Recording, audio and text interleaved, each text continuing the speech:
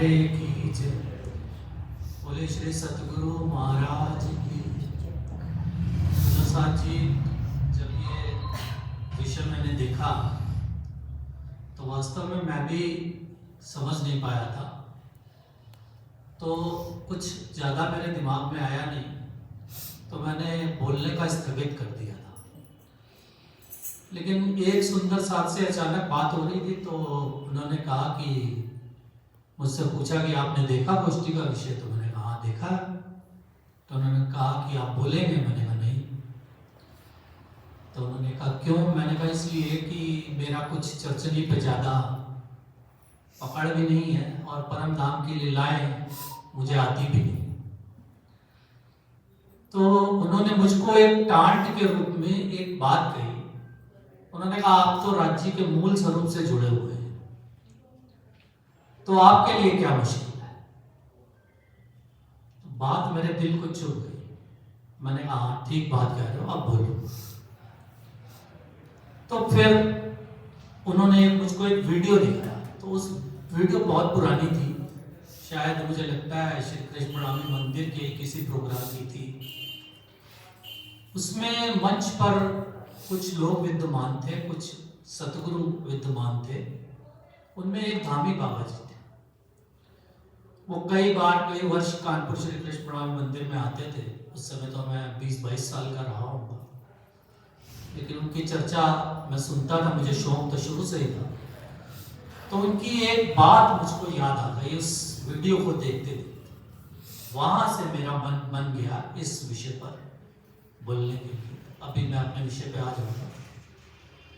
उन्होंने एक बार चर्चा करते हुए ये कहा था कि जब स्वामी श्री प्राणनाथ जी पन्ना धाम में चर्चा किया करते थे, तो उस चितवनी के दौरान जब वो चर्चा करते थे तो सारे सुंदर साथ युगल स्वरूप के साक्षात दर्शन किया करते।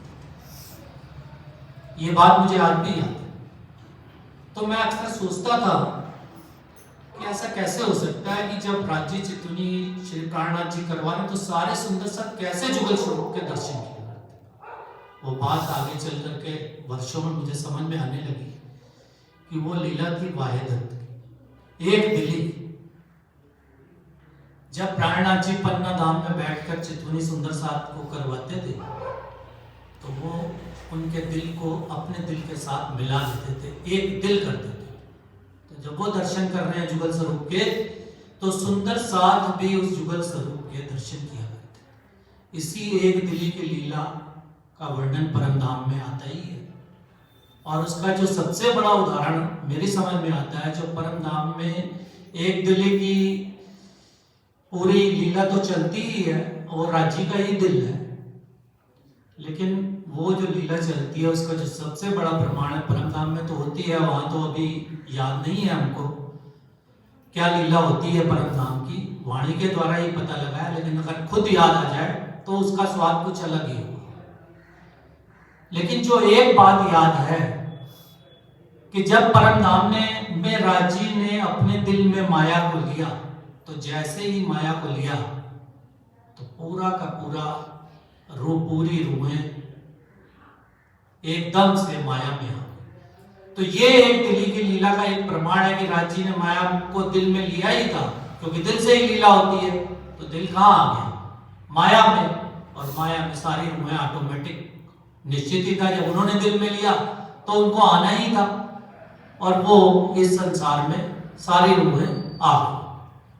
और अब इस संसार में सुंदर साथ जी खेल चल रहा है। वैसे तो हम लोग देखा जाए तो मूल स्वरूप से परम धाम में ही है, लेकिन क्योंकि राजी ने खेल को दिल में लिया हुआ है तो यहां पर नजर, तो यहीं पर लीला चल रही है। और वो जो एक दिली की लीला होती है वो यहाँ पे भी आप सब सुंदर साथ के साथ शायद घटित होती हो, लेकिन मेरे साथ तो कई बार हुई है। तो उसके कुछ 3 उदाहरण है मेरे पास, वो मैं अभी आपके साथ शेयर करूंगा जो मेरे साथ हुए।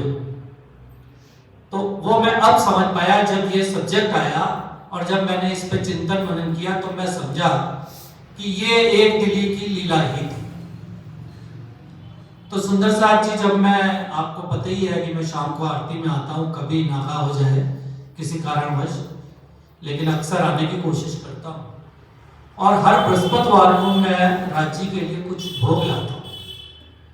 तो एक दिन शाम को मेरे मन में आया कि आज राज्य को भोग लगाना है, तो मैं थोड़ा सा जल्दी निकलता हूँ और कुछ खरीद लूँगा। और मैं सीढ़ियों से उतर करके नीचे आ स्कूटर के पास आकर स्कूटर स्टार्ट किया और मंदिर की तरफ चल दिया। मेरे मन में था। इतने में रास्ते में एक मित्र मिल गए, मैं वहां खड़ा हो गया, उनसे कुछ ऐसी बातचीत होने लगी। उन्होंने कहा आज तो बुधवार है, कोई ऐसी बात। मैंने कहा बुधवार है? मैंने कहा आज तो बृहस्पति है। बोले नहीं नहीं, आप किस चिंता में, आज तो बुधवार है। मैंने कहा अच्छा।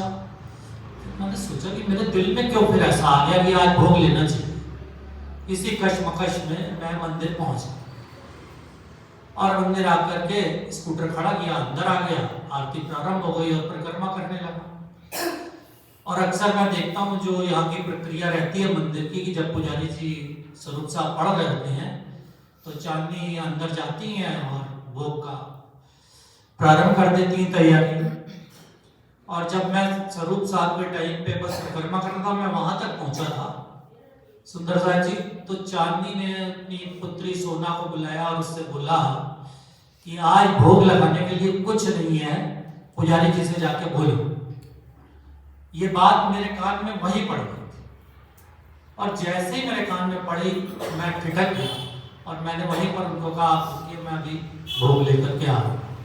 और मैं तुरंत बाहर निकला और भोग लिया और ला करके मैंने पुजारी जी को दिया। और फिर बाद में मैंने पुजारी जी से भी ये बात शेयर की, आप लोग उनसे पूछ सकते।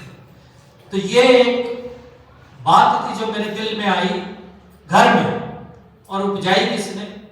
श्री राज महाराज। ये एक दिली की लीला थी, लेकिन अगर उस दिन भोग होता और लग जाता तो मैं समझ ना पाता। उन्होंने दोनों बातें मुझे सिखाई, मुझे ये भी बताया कि मैंने तुमको संदेशा दिया, तुम्हारे दिल में बात डाली और भोग भी तुमसे मंगवा के लगवाया। तो सुंदरदास जी, एक तो ये घटना थी। एक दूसरी ऐसी ही घटना, मैंने एक दिन पुजारी जी से ऐसे ही परिक्रमा में पूछा, मैंने पुजारी जी कभी आपने राज्य को मटका कुल्फी का भोग लगाया? तो उन्होंने कहा नहीं, कभी नहीं लगवाया, अगर आप चाहेंगे तो लग जाएगा। मैंने कहा ठीक है। अब मेरे दिमाग में ये नहीं आ रहा कि घर यहाँ फ्रिज भी है तो मैं लाके यहाँ पे रख दूंगा। पहले ही मेरे मन में क्या आ रहा है कि अगर मैं पहले से लाता हूँ तो कुल्फी पिघल जाएगी, तो मैं क्या करूंगा, जब स्वरूप साहब खत्म होने वाले होंगे तो 5 मिनट पहले ही जाकर के चावला मार्केट पे है तो उससे ले आऊंगा। पहले तो एक दिन पहले मैं उसको गया, मैंने कैसे उससे पूछा प्रोसीजर, और उसको कहा कि देखो मैं 6 बजे आऊंगा तो मेरी एक पहले से अलग रखना, तो मैं वही लूंगा क्योंकि मुझे भोग लगवाना है। उसने कहा ठीक है, आप आइए, हम दे देंगे, हम अलग रख लेंगे जैसे ही बनाएंगे। तो सुंदरदास जी, मैं जैसे स्वरूप साहब खत्म होने वाला था, मैं गया और मैंने उससे कुल्फी ली और ले करके जब थोड़ा आने में देर हो गई, ट्रैफिक था, पुजारी जी खड़े हुए थे, तो मैंने पुजारी जी को कहा पुजारी जी आप फटाफट लगाइए, नहीं तो कुल्फी पिघल जाएगी और राजी को जमी हुई कुल्फी खिलाना चाहता हूँ। उन्होंने लगाया और अंदर रख दिया। अब अक्सर क्या होता है कि आरती के बाद 5 निजराम होते हैं और परिक्रमा होता है। अब जैसे ही मैं भोग लग रहा था, मेरे मन में एक नया ख्याल उठा। मैंने कहा राजी को तो मैंने खिला दी जमी हुई, लेकिन मैं नहीं खा पाऊंगा क्योंकि वो 5 निजराम पड़ेंगे, पिघल जाएगी, हमको तो मिलेगी। तो मैंने सोचा कि जब पुजारी जी बाहर निकलेंगे भोग लगा के, तो मैं इनसे बोलूंगा पुजारी जी एक परिक्रमा करके वहां पे भोग रखते हैं, तो मैंने उनको कहूंगा कि आप फ्रीजर में रख दीजिए। लेकिन उस दिन देखिए क्या तमाशा, क्या एक दिल्ली की लीला चल रही है राज्य से। पुजारी जी ने निजनाम का प्रारंभ अंदर से ही कर दिया। अब वो अंदर से निकले और निजनाम स्टार्ट, मेरे को कहने का मौका ही नहीं मिला। अब मैं उनके पीछे पीछे वो एक चक्कर लगा के वहां पे रखने वाले, और वो बिना रखे हाथ में पकड़े पकड़े आगे बढ़ते जा रहे। अब मैं सोच रहा हूँ ये क्या हो रहा है, इनको तो यहाँ रखना था, ये वहां कहां पहुंचे। मैं कुछ नहीं बोल रहा हूँ। जब वहां पहुंचे तो अरे मैंने तो भोग वहां रखना था। मैंने कहा आपने वहां नहीं रखना था, आपने फ्रीजर में रखना था। इसलिए आज राजी ने आपको वहां रखने भी नहीं दिया। अब आप सीधा फ्रीजर में रख दीजिए। उन्होंने मेरी बात सुन ली है कि तुम भी जमी हुई कुल्फी खाओ, क्योंकि तुमने मुझको जमी हुई कुल्फी खिलाई। सुंदरलाल जी, मैं आपको बता नहीं सकता कि मैं कितना स्तब्ध था।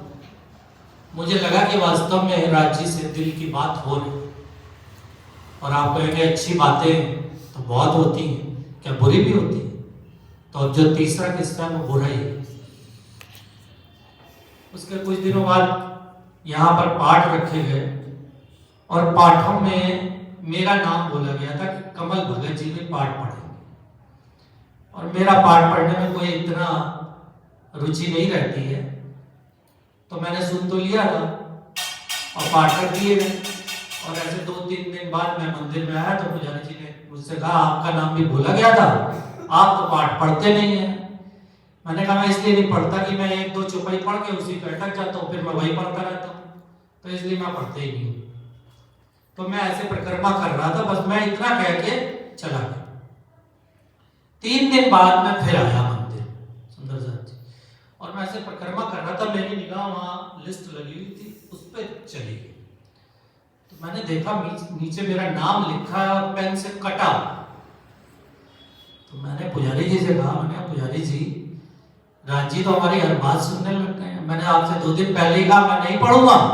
राजी ने कहा ठीक है, कहा तुम्हारा नाम काट देते। तो उन्होंने मेरा नाम काटा। हमने देखी ये भी बात उन्होंने सुन ली मेरी, तो पुजारी जी हंसने लगे। उन्होंने कहा ये बात आपकी राजी ने नहीं सुनी है, किसी सुंदर साथ ने सुनी है। लेकिन मैंने तो राजी ही माना था, हो सकता है वो किसी सुंदर साथ के रूप में आए हो, उन्होंने काट दिया, मैंने तो पढ़ना भी नहीं था।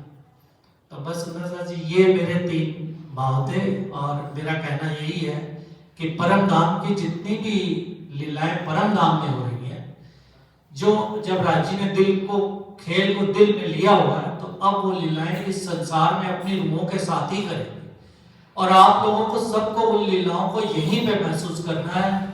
परम धाम में महसूस करने के लिए तो मुझे लगता है बहुत ही कठिन चितवन करना पड़ेगा, लेकिन उसको आसान बनाने के लिए जो लीलाएं परम धाम में जब होती थी तो उनको आप महसूस नहीं कर पाते।